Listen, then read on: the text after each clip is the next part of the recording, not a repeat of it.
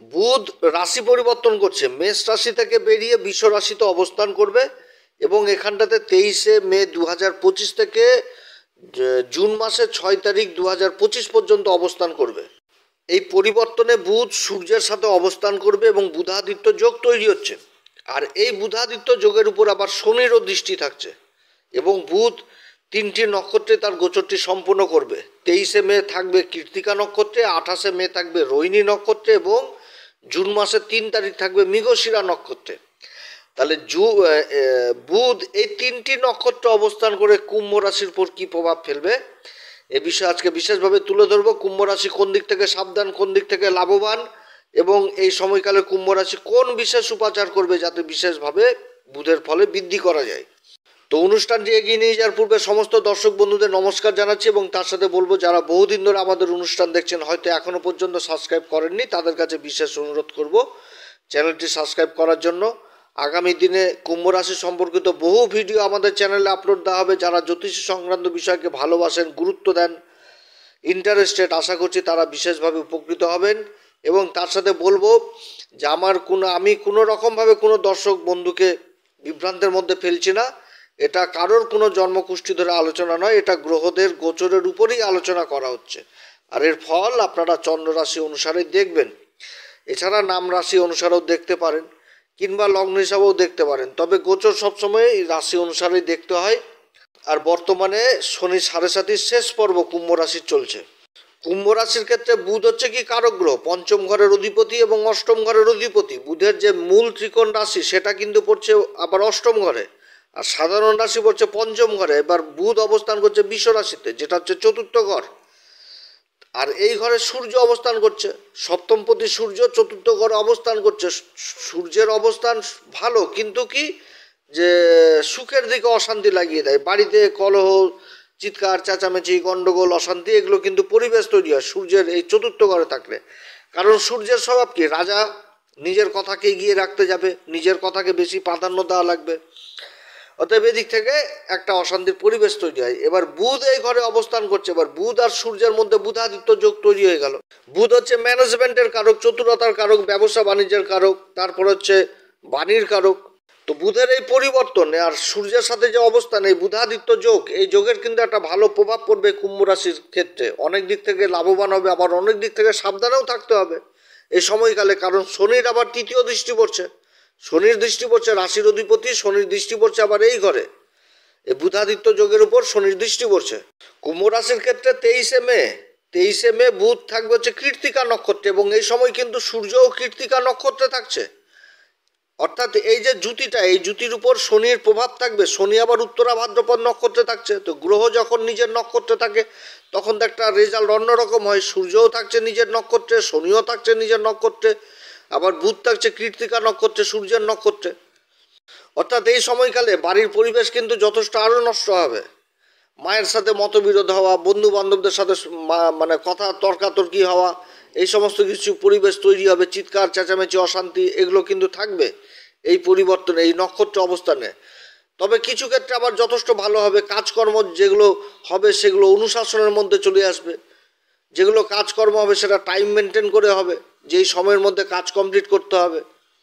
কুম্ভ রাশির ক্ষেত্রে শনি হচ্ছে কি রাশির অধিপতি, সেরকম হচ্ছে ব্যয়ের ঘরের অধিপতি হয়ে ধন সম্পত্তির ঘরে অবস্থান করছে। তার তৃতীয় দৃষ্টি এই চতুর্থ ঘরে পড়ছে, সেখানটাতে আবার বুধ অবস্থান করছে।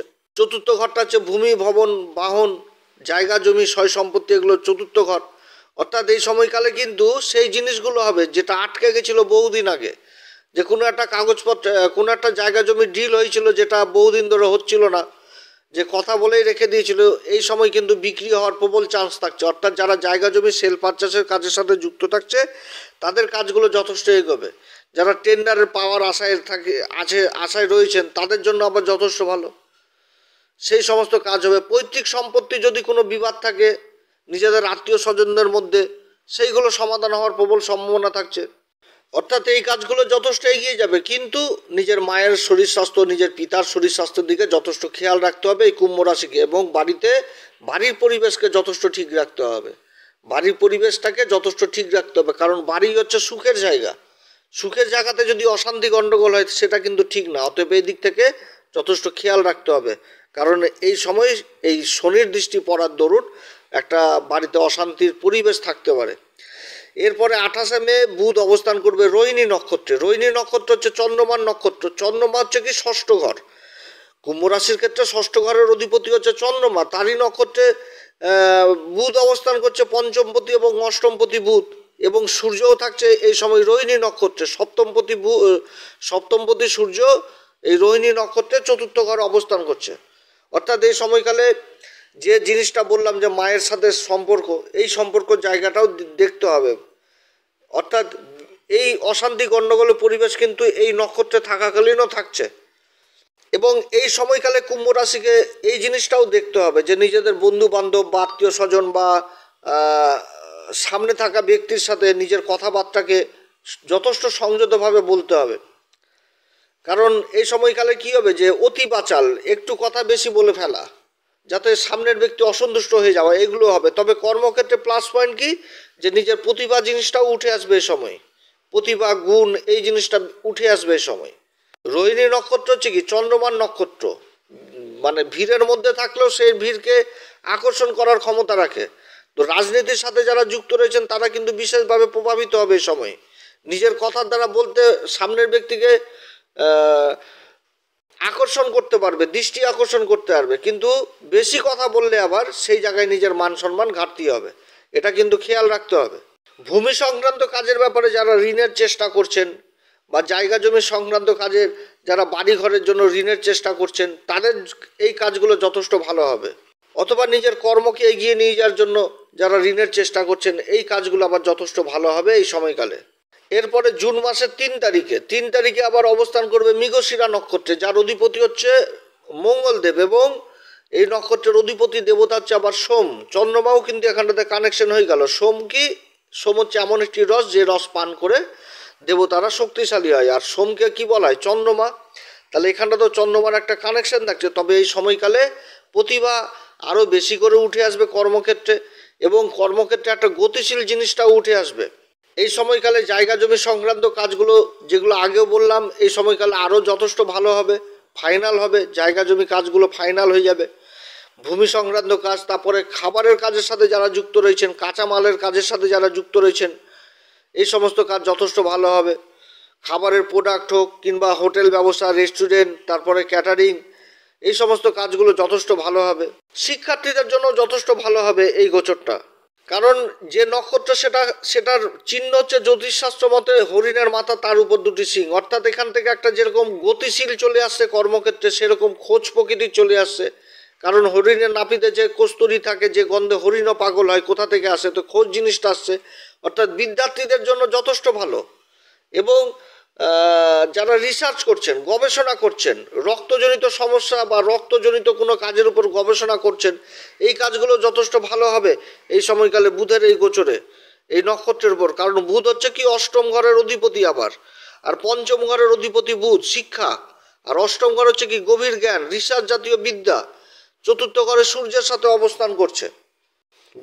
বুধের এই মৃগশিরা নক্ষত্র অবস্থান করে কর্মের ঘরে দৃষ্টি পড়ছে। কর্মের ঘরটা হচ্ছে বৃশ্চিক রাশি, যার অধিপতি হচ্ছে মঙ্গল। অর্থাৎ মঙ্গলের নক্ষত্র অবস্থান করছে, মঙ্গলের ঘরকে দেখছে, এবং এই সময়কালে আবার মঙ্গলও কিন্তু অশ্লেষা নক্ষত্র অবস্থান করছে, যেটা ষষ্ঠ ঘরে। অর্থাৎ পড়াশোনার ব্যাপারে যথেষ্ট ভালো, শিক্ষার্থীদের যথেষ্ট ভালো হতে যাচ্ছে। আবার যারা সরকারি লেভেলে গোয়েন্দা বিভাগে কাজের সাথে যুক্ত রয়েছেন, এই কাজগুলো আবার যথেষ্ট ভালো হবে। এছাড়া যারা সরকারি কাজের সাথে চেষ্টা করছেন, সেই কাজগুলো যথেষ্ট ভালো হবে। তবে এই সময়কালে ভুললে চলবে না, কারণ শনির কিন্তু দৃষ্টি থাকছে 3য় দৃষ্টি। আর মৃগশিরা নক্ষত্রে একটা বিশ্বাসঘাতকতার ব্যাপারও উঠে আসে। অর্থাৎ গভীর বিশ্বাস, কারোর দায়িত্ব নেওয়া করলেই কিন্তু অসুবিধায় পড়তে হবে, সেটা নিজের লোক হোক কিংবা বাইরের লোক হোক।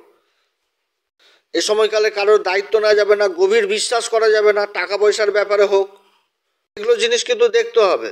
এবং এই সময়কালে আবার আত্মীয় স্বজনদের পাশে দাঁড়ালেও সেই জায়গাতেও সুনামও পাওয়া যাবে না। যে কেউ বিপদে পড়লো, কাউকে সাহায্য করলেন, তাহলে কিন্তু আবার সুনাম হবে না যে আমাকে সে বিপদের সময় দেখলো, তাকে যে ধন্যবাদ জানাবো, এটাও কিন্তু হবে না। এইগুলো দিক থেকেও সাবধান এই কুম্ভ রাশির। অর্থাৎ কর্মক্ষেত্রে বিশেষ সাবধান, যে কোনো কাজ করতে গেলে মাথা ঠান্ডা করেই করতে হবে, এবং যেখানটাতে কাগজের প্রয়োজন রয়েছে সেখানটাতে কাগজ অবশ্যই ব্যবহার করতে হবে, হিসাব পাই টু পাই রাখতে হবে, ক্ষুদ্র থেকে ক্ষুদ্র হিসাব করতে হবে, যে কোনো কাউকে অন্যের মতন বিশ্বাস করা চলবে না। তো যাই হোক, বুধের বেশি দিনের গোচর না, অল্প কয়েকদিনের গোচর, এইভাবেই কেটে যাবে। তবে বুধের যে ফলটা দেয় খুব চটজলদি হয়, অতএব এগুলো দিক অবশ্যই দেখতে হবে। এই সময়কালে কুম্ভ রাশি কোন উপাচার করবে, প্রত্যেকদিন হনুমান চল্লিশা, বজ্রংবাণ, শ্রীরাম সীতার প্রণাম মন্ত্র সহকারে পাঠ করবেন। এছাড়া প্রত্যেকদিন গণেশজির আরাধনা করবেন, গণেশজিকে দুর্বা অর্পণ করবেন এবং সূর্যের উপাসনা করবেন, সূর্যদেবকে অর্ঘ্য দিবেন। যে কোনো কাজ করতে গেলে পিতামাতা উভয়ের আশীর্বাদ নিয়ে বেরোবেন, তাহলে যথেষ্ট ভালো ফল পাবেন। তো যাই হোক, অনেক কথা আলোচনা করলাম কুম্ভ রাশির সম্পর্কে। আপনারা সবাই ভালো থাকেন। এরপর আবার আসবে একটি নতুন পর্ব নিয়ে। নমস্কার, ধন্যবাদ।